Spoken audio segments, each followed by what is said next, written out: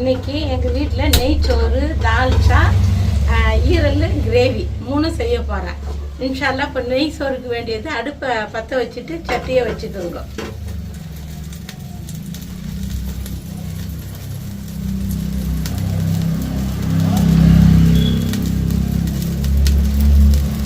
எண்ணெய் காஞ்ச உடனே சட்டி காஞ்ச உடனே எண்ணெயை ஊற்றுங்க. இது நெய் சோறுக்கு நெய்.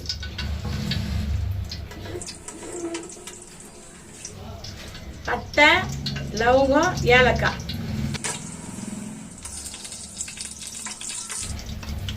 நெய் சோறுனால ஒரு பிஞ்சு சோம்பு, கருவேப்பிலை, வெங்காயம் 300 கிராம்,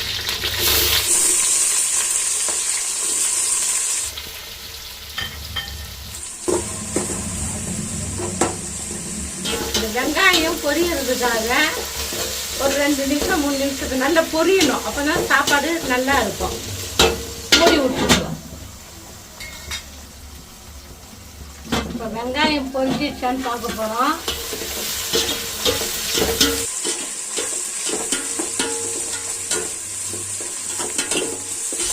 இப்போ பச்சை மிளகாய் போட்டுடுவோம். ஒரு 11 பச்சை மிளகாய் எடுத்து வச்சுக்கிறேன்.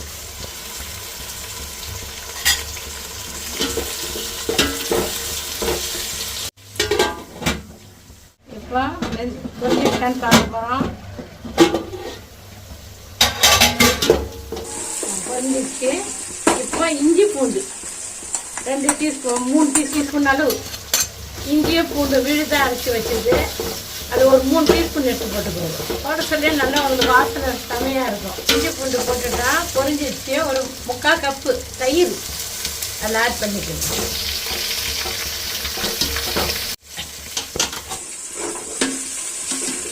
பிடிக்காம இருக்கும். தயிர் ஊற்றி நீங்கள் எதுக்கிட்டா அடி பிடிக்காது அவ்வளோ சீக்கிரமாக. நெய் சோறுனால தக்காளி அதிகம் போடக்கூடாது, சோப்பாயிடும் சோறு. அதனால ஒரே ஒரு தக்காளி, ஒரு பெரிய தக்காளி 1. நான் பட்டாணி இல்லை, பட்டாணி இருந்தால் பட்டாணி போடுவேன். பட்டாணி இல்லை இப்போத்துக்கு. நீங்கள் இருந்தால் விரும்பினா பட்டாணி போட்டுக்கோங்க. தக்காளி போட்டுட்டோன்னா 10 மில்லி புதினா கிள்ளி வச்சுக்கிறேன், அது போட்டுக்கிடுவோம்.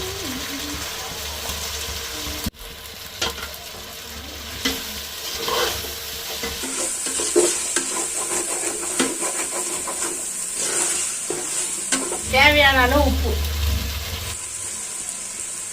கொஞ்சம் பொரிஞ்சிட்ட உடனே இந்த அளவில் 1 கிலோ அரிசி இருக்கு. இதில் ஒரு 1க்கு 1.5 தண்ணி எடுத்து இதை வச்சுக்கிறேன். இப்போ ஊற்றிடுறேன். ஊற்றிட்டு மூடி விட்டுடுங்க. இப்போ கொதி வந்துடுச்சு. 1 கிலோ பாஸ்மதி ரைஸ் ஊற வச்ச அரிசி இப்போ இந்த தண்ணியில் போட்டுக்கிடுவோம். இப்போ ஒரு கிளறு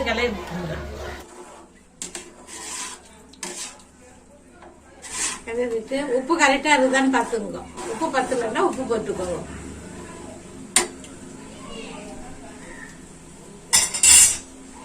எனக்கு உப்பு பத்தலை, நான் உப்பு மறுபடியும் ஆட் பண்ணுறேன்.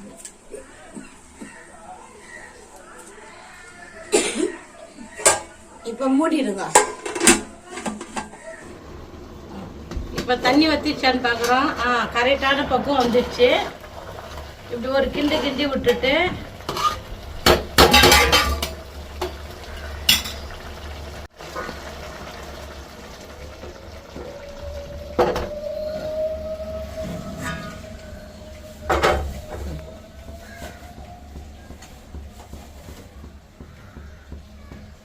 ரவை வச்சுட்டு கொஞ்சம் ஹையிலே இருக்கட்டும். ஹையில் வச்சுட்டு தவா சூடு ஏறின உடனே கம்மி பண்ணிவிடுங்க. சூடை வச்சுட்டு மேலே ஒரு வெயிட் வச்சுடுவோம். தண்ணி வெயிட்டு கரெக்டாக ஒரு 10 நிமிஷம் பொறுத்து க்ளோஸ் பண்ணி பாருங்க, திறந்து பாருங்க. இன்ஷா அல்லாஹ் நெய் சோறு ரெடி. நல்லா மனமாக சாப்பிடுங்க. அஸ்ஸலாமு அலைக்கும். இப்போ சாப்பாடு ஆயிடுச்சான்னு பார்க்கலாம். தண்ணி எடுத்துட்டோம்.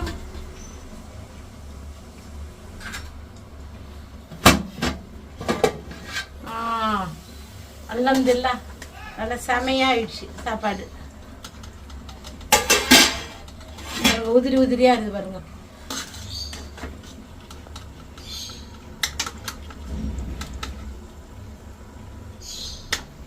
அவ்வளோதான். அல்ஹம்துலில்லாஹ். இப்போ நெய் சோறு ரெடி. பரிமாற போகிறேன். பிஸ்மில்லாஹ்.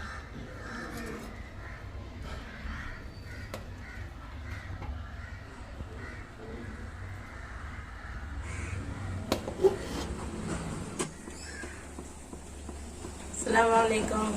இப்போ தால்ச்சாவுக்கு வேண்டியது ஒரு கரண்டி, குண்டு கரண்டி, ஒரு கரண்டி எண்ணெய், பட்டை ஒரு சின்ன துண்டு, லவங்கம்,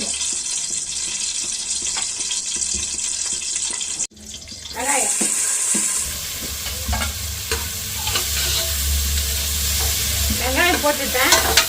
வெங்காயம் கொஞ்சம் வசங்கட்டும். கொஞ்சம் மூடி விட்டுடுங்க ஒரு 2 நிமிஷத்துக்கு.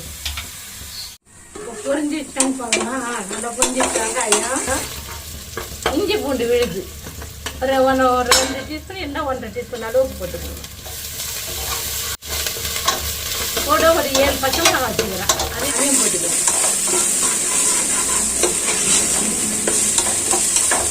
தக்காளி ஒரு 3 தக்காளி அரிஞ்சு வச்சுக்கிறேன். அந்த 3 தக்காளி போட்டுக்கணும்.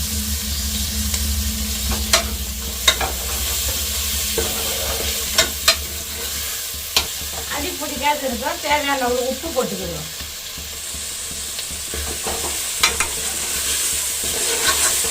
கொத்தமல்லி புதினா கிண்டி வச்சுக்கிறேன். அதை போட்டுக்கணும்.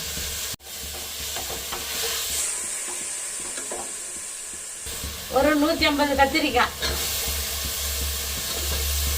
ஒரு 150 உருளைக்கிழங்கு. என்கிட்ட முருங்கைக்காய் இப்போ இல்லை. தேவைன்னா நாங்கள் முருங்கைக்காய் போடுவோம். இப்போ முருங்கைக்காய் மாங்காய் இல்லை, அதனால போடல. கொஞ்சம் வதங்கிட்ட உடனே 2 டீஸ்பூன் மிளகாத்தூள், ஒரு 2.5 டீஸ்பூனு தனியாத்தூள், இந்த அளவு. இதில் 2 ஸ்பூனு மிளகாத்தூள், 2.5 ஸ்பூனு தனியாத்தூள். கொஞ்சம் தண்ணி தெளிச்சுக்கணும்.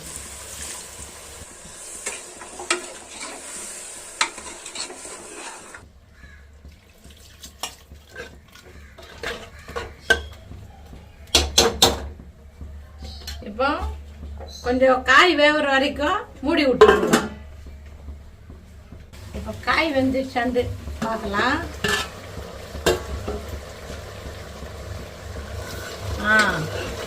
வெந்துச்சு காய். நான் 200 துவரம் பருப்பு, 1/4 கிலோ கறி இதில் போட்டு வேக வச்சுக்கிறேன்.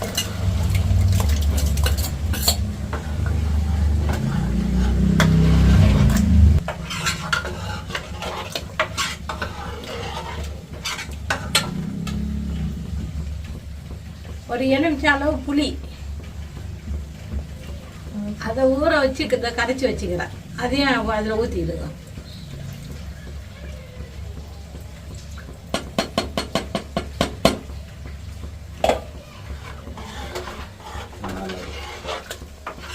கொஞ்சம் கொதி வரட்டும்.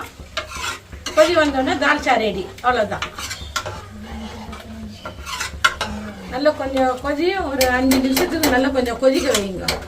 உங்களுக்கு தண்ணி தேவைன்னா தண்ணி கொஞ்சம் ஊற்றிக்குங்க. அவ்வளோதான். தால்ச்சா ரெடி. மூடி கொஞ்சம் நேரம் கொதிக்கிட்டோம். இப்போ தால்ச்சா ரெடி.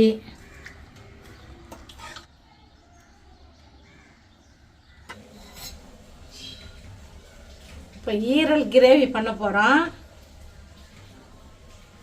இந்த குண்டு கரண்டியில் ஒரு அளவு எண்ணெய், ஆயில் ஊற்றிக்கோங்க. வெங்காயம் போட்டுக்கோங்க. கருவேப்பிலை எண்ணெய் வெங்காயத்திலே போட்டுக்கணும்.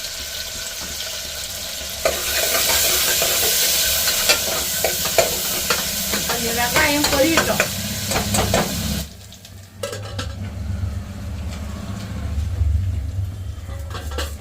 வெங்காயம் பொரிஞ்சிச்சான்னு பார்க்கலாம். வெங்காயம் பொரிஞ்சிச்சு. இப்போ இஞ்சி பூண்டு ஒரு 2 ஸ்பூன் அளவு, ஒரு 5 பச்சை மிளகாய் அந்த இஞ்சி பூண்டு உள்ளே போட்டுக்கணும்.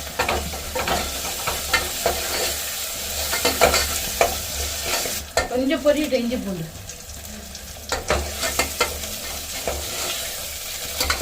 அப்போதான் மனமாக இருக்கும். இஞ்சி பூண்டு வாசனை வர வரைக்கும் கொஞ்சம் வதக்கிடுங்க.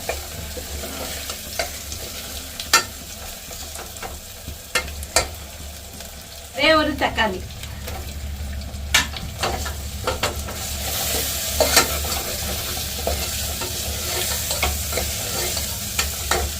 கொத்தமல்லி, புதினா,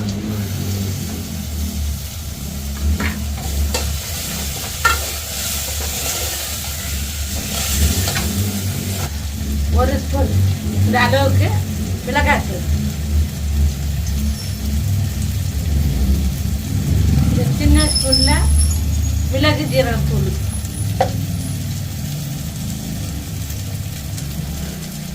தனியாத்தூள் இந்த சின்ன அளவுலேயே ஒன்று போட்டுக்கணும். உப்பு தேவையான அளவு,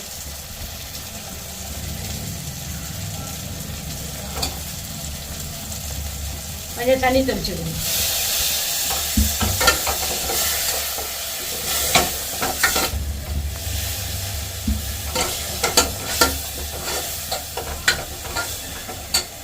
நான் 1/2 கிலோ ஈரல் வாங்கினேன். அந்த 1/2 கிலோ ஈரல் நல்லா கழுவி சுத்தம் பண்ணி வச்சுக்கிறோம். அதை எடுத்து போட்டுக்கிட்டோம்.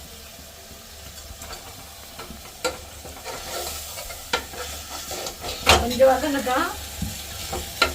அது நல்லா கிண்டி விட்டுங்க. எண்ணெய் மசாலா எல்லாம் அந்த ஈரல்ல மிக்ஸ் ஆகட்டும்.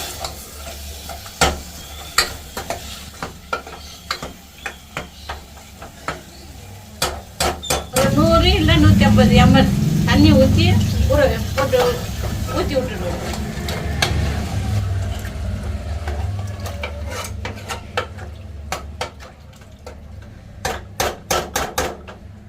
இப்போ குக்கர் மூடியை போட்டு ஒரு 3 விசில் விடுவோம். 3 விசில் வந்த உடனே திறந்து பார்க்கலாம். இப்போ கிரேவி ஆயிடுச்சான்னு பார்க்கலாம்.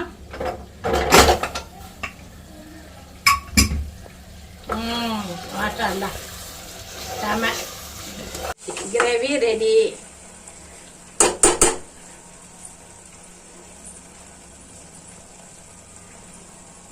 கால் கிலோ வாங்கி சுத்தம் பண்ணி வச்சுக்கிறேன்.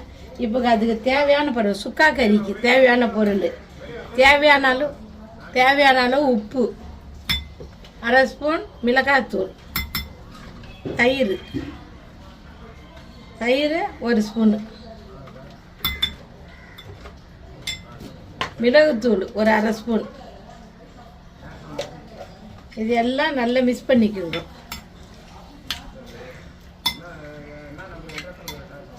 இஞ்சி பூண்டு 1 ஸ்பூன் அளவுக்கு,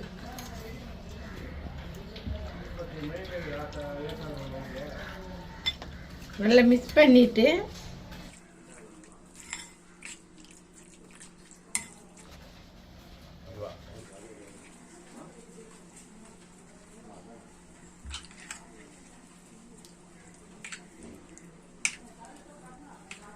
இந்த அளவில் 3 ஸ்பூன் எண்ணெய் ஊற்றி நல்லா ஒரு 1/2 ஹவருக்கு அப்படியே ஊற வச்சுடுங்க. ஊற வச்சுட்டு அப்புறம் என்ன பண்ணுறதுன்னு சொல்கிறேன். இப்போ அடுப்பை பற்றிக்குங்க. அடுப்பை பற்றிட்டு கடாய் எடுத்து வச்சுடுங்க. கடாய் எடுத்து வச்சுட்டு நம்ம இதெல்லாம் வச்சிடலாம். 1/2 ஹவர் ஆயிடுச்சு. 1/2 ஹவர் ஆயிடுச்சு. இதை இப்போ நம்ம இந்த கடாயில் அப்படியே ஊற்றுவோம்.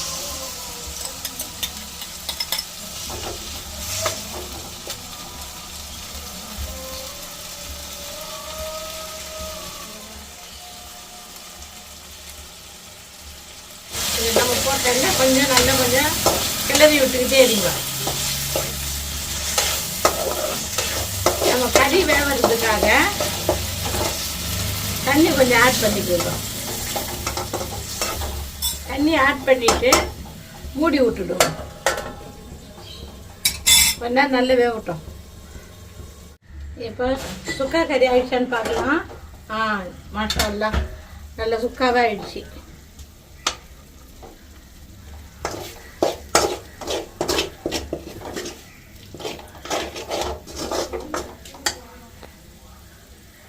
லைட்டாக கொத்தமல்லி, புதினா அரிஞ்சு வச்சுக்கிறேன். அதை கொஞ்சம் போட்டுக்கோங்க.